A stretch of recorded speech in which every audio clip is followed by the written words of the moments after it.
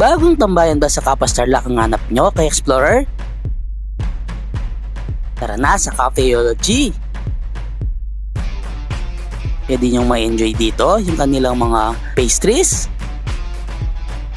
coffee-based drinks, non-coffee based, matcha series.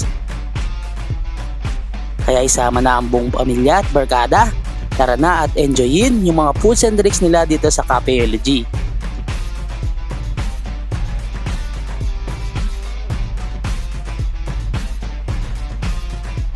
What's up, Tarlaceños? It's me again, Alvin Botis, Coffee Exploring Tarlac. For today's vlog, andito tayo sa Cafeology dito sa may Kappa Starlac or Barangay San Nicolas, Kappa Starlac. Kung gusto pumunta dito guys, malapit lang siya sa may MacArthur Highway. Landmark natin yung Aguinaldo dito sa may Kappas. From there, nasa 3 minutes away lang naman tong Cafeology. So meron silang mga ino-offer na mga coffee drinks and then non-coffee drinks and mga soda drinks. Pwede mo siyang partneran ng mga pastries nila. And open sila 5 p.m. to 11 p.m. Monday, Sunday.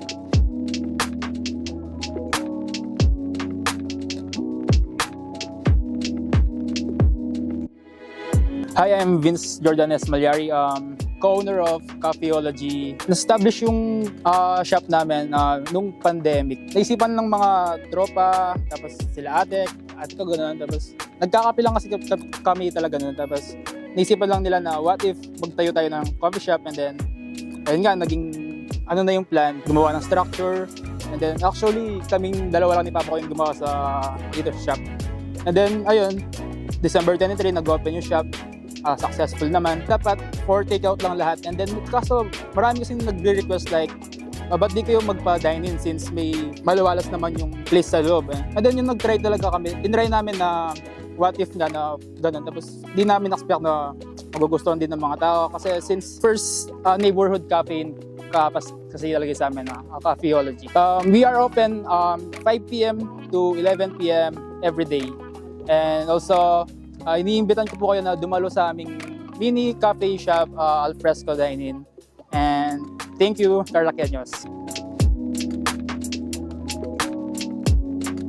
So ito na nga, Tarlaceños, lahat ng sinerve sa atin ni Cafeology dito sa may Barangay San Nicolas, Kappa Starlac. So mostly ito lahat yung mga bestseller na ino-offer nila dito. So meron tayong mga matcha series dito.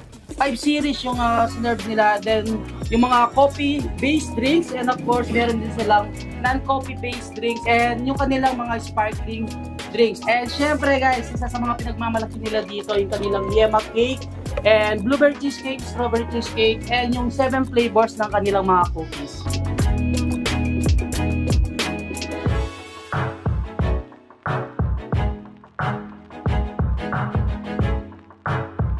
Siyempre, kasama natin guys, si Ian ng Banyo Ice and Sir Marty ng Marty Travel Diaries. Yes. So, ano sila, local content creator dito sa Tarlac. So, gagawin lang namin guys, titikman lang namin ito habang nagkukwentuhan kami. Siyempre, isa sa advocacy ni Exploring Tarlac ngayon, yung support local content creators dito sa Tarlac. Kung napanood nyo yung mga previous vlog natin is naglabas na ako yung support small businesses. So ngayon, isa sa advocacy nga natin yung mga susuportahan naman natin yung mga content creators dito sa Tarlac para makilala din naman lahat sila.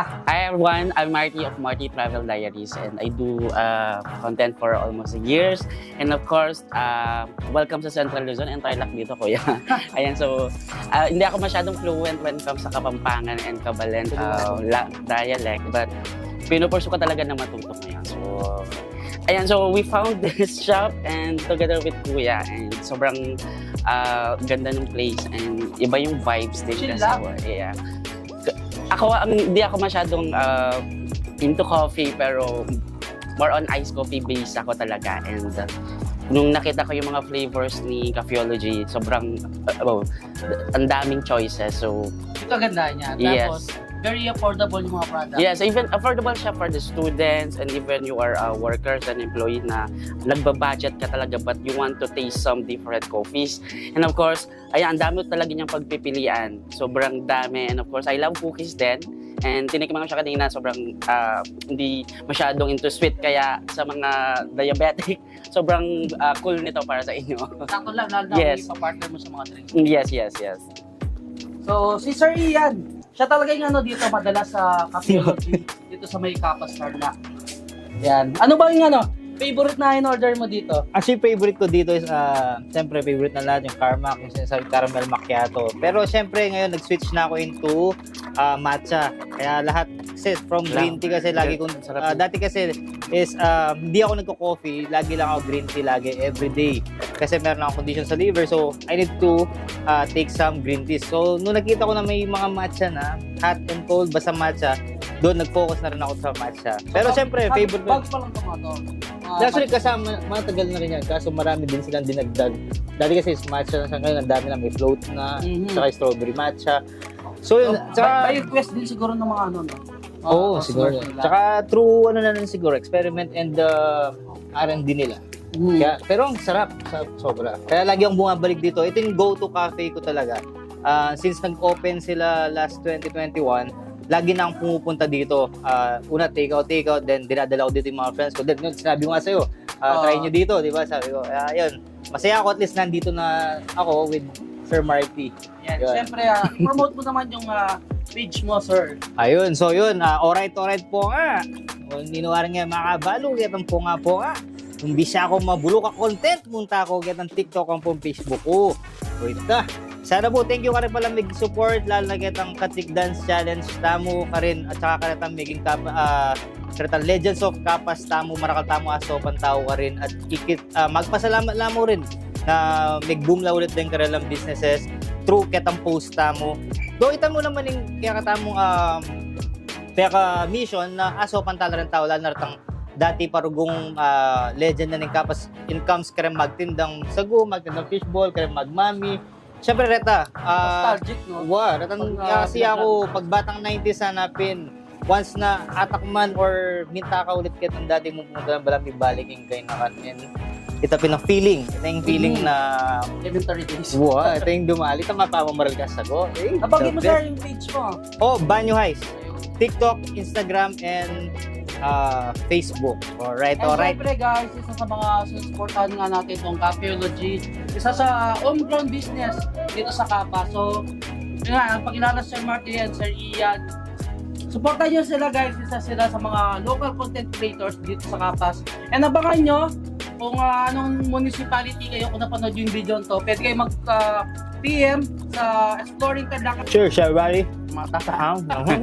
Okay naman po yung drink. Yeah. Yes po.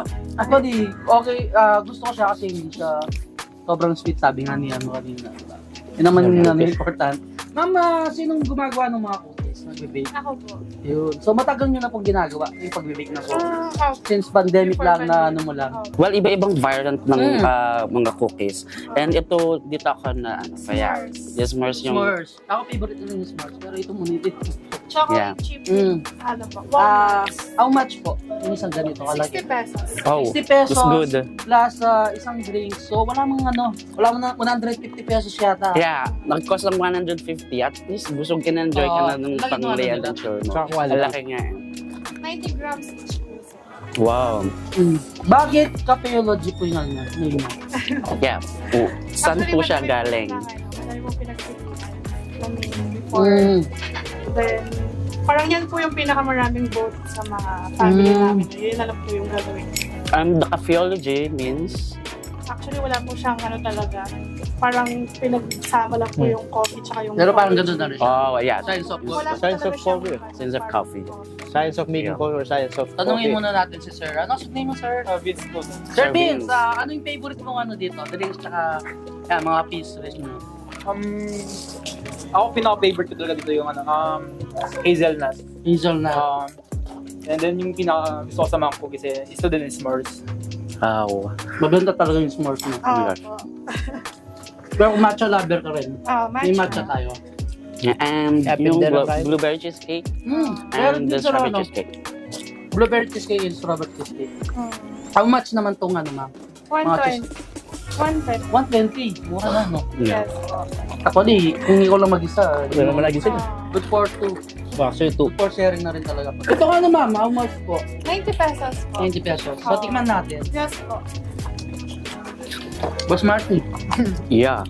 Isa po yan sa mga binabalik-balikan ng mga Lemon customer. Kasi since nag-open po kami, actually dun po sa friend namin yan. Shoutout po kay Hayes, ano siya? Hazel. Denden. Denden Maniego po. Denden Maniego. Ayan. Shoutout sa'yo. Shout out po.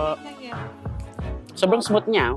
Nung pag nagmamahal Ginawa niya Yes. ng exclusive sa inyo. Yeah, tapos hindi talaga into sweet talaga masyado kasi Ang texture niya talaga. tapos nagme-melt siya sa dila. Ayan kay Denden Maniego. Ayan. The best po Shoutout yung sa'yo. ano. Sarap na ano mo. Yan po yung best niya magiging Yemak tapa. cake. Siya po yung pinakaunang nag-bake ata dito sa tao, dito sa Kapas po. Yemak cake. Yemak cake. 5 years ako pa po siya. Yeah. Maraming coffee shop dito sa Kapas, but yung place kung saan sila naka-locate, hindi siya into highway, hindi siya malapit sa highway, pero binabalikan siya ng mga students and even mga empleyado na swak sa budget talagang hinahanap nila ng coffee and even Pasok mga to. pastries. Sobrang pasok ni Cafeology. From highway ni MacArthur, 3 minutes away. 3 minutes away papunta dito.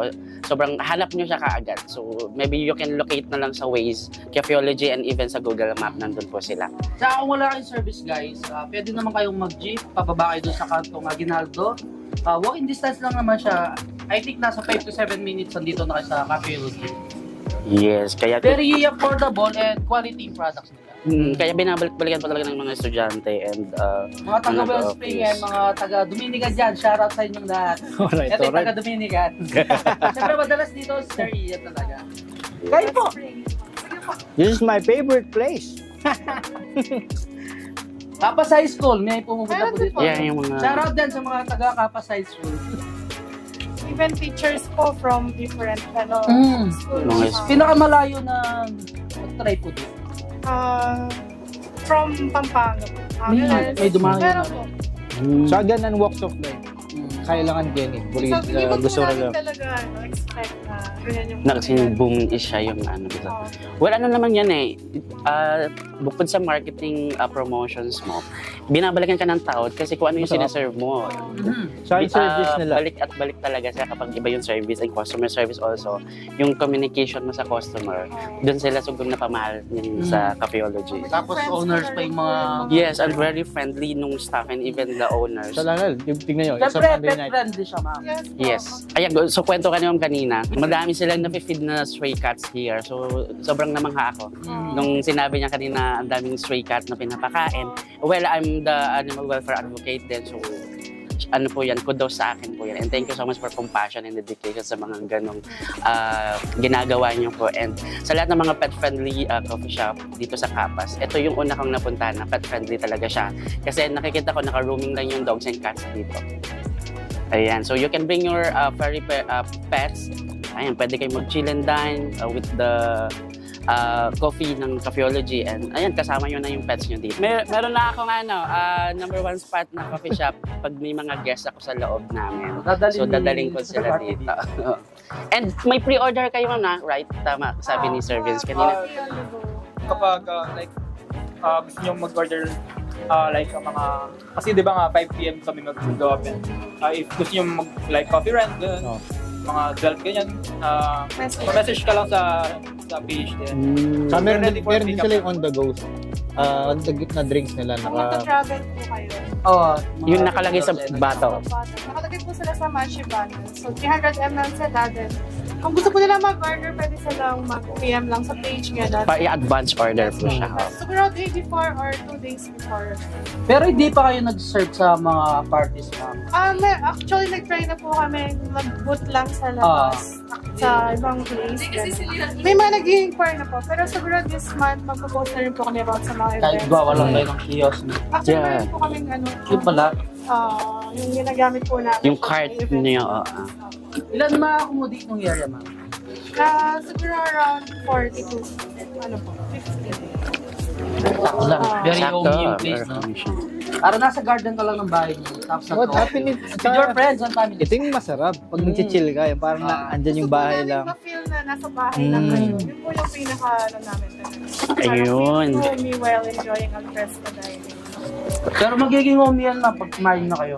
Para salo-salo lang tayo. Great Yeah. friends, great Gusto ko friends. to kuya, yung naka-label yung quotes nila dun sa... Nakaka-uplift, no? Yeah. Hello, you are looking gorgeous today. Oh, thank you so much. Di ba? Ayan siya, guys. Mapapasmile ka niya, di ba? Yeah, kaya yan siya. So, Mapapasmile ka ng when you coffee. read this quotes, ayun, so parang gaano man kapagod yung buong whole day mo when you try this Cafeology coffee and mas mababasa mo pa ito yung ganitong quotes.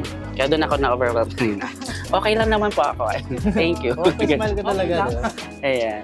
Sobrang napasarap yung kwentuhan natin kay Explorer. Kaya naman talagang in-enjoy natin yung foods and drinks ni Cafeology. Yun guys, hanggang dito na lang. Don't forget to subscribe, like, comment, and click the notification bell para updated kayo sa lahat ng videos ko. And of course, huwag niyo kalimutan i-share ang video to para malaman din ng mga ibang ka-explorer natin dyan or Tarlakeños itong Cafeology dito sa Kapas Tarlac. So until our next vlog, peace out!